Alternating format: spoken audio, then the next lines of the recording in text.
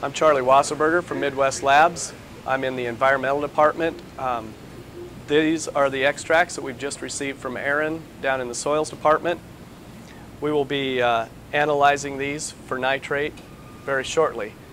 This is where the analysis is done that performs nitrate analysis on the extracts that we got downstairs in the extraction lab.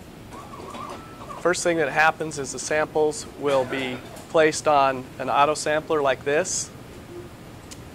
The samples are then pulled through this sipping tube here. The sample stays in one large segment as it runs through the sample line and through a pump. The pump samples and reagents into a cartridge that looks something like this. This cartridge then will mix the sample with reagents and reduce the nitrate to nitrite. When the nitrate is reduced to nitrite, it can be mixed with a color developing reagent. That reagent then, with the sample, after being mixed for a measured time, will go into a detector that will turn the sample pink. The more nitrate that is in the sample, or in this case it would be nitrite by this point, when it mixes with the reagent, turns pink, and that then is compared to a set of known standards.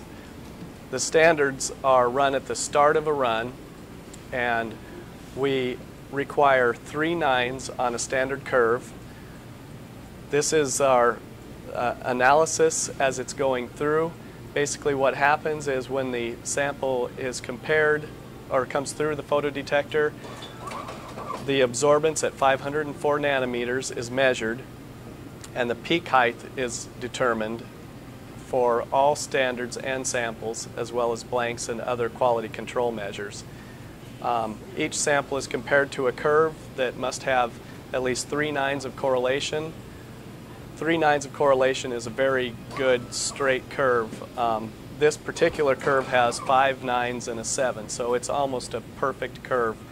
That's a fairly typical result that we get here.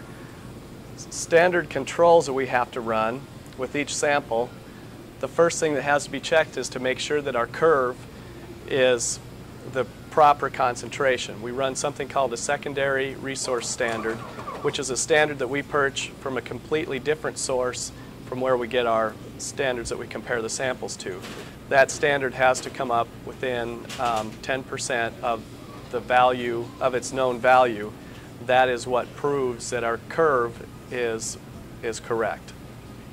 Other things that we have to run is blanks using the extraction solution that Aaron uses downstairs to extract the samples. Then every 20 samples we will run a calibration verification. That's just rerunning one of our standards to make sure that the instrument is still in calibration as the samples are going through. If that fails, all of those results would be thrown out and it would be rerun back to the last calibration verification that passed.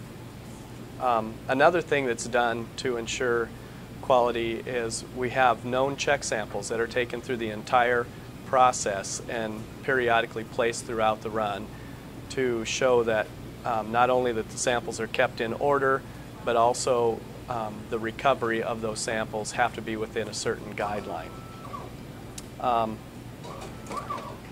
The way that nitrate is determined is from a linear regression curve, as I had talked about before, where it's just taking the height of the peak, 540 nanometers, and measured against a set of standards.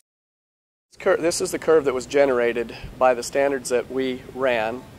How a sample data is derived is it is compared to the height of these standards. This would be the height of the peak versus ppm. So if your peak were about this high, it would intersect the line here, and your sample would be somewhere around 8 or 9 ppm. The computer does it much more accurately than that, but that's the general story. When all of the analyses are complete and all of the quality control measures have passed, then the data is sent electronically into our LIMS system, and then goes to the on-farm network directly through data transmission, as well as a hard copy of the report generated and sent to them. Those would be the results that you would see in the data base that you see with the on-farm network.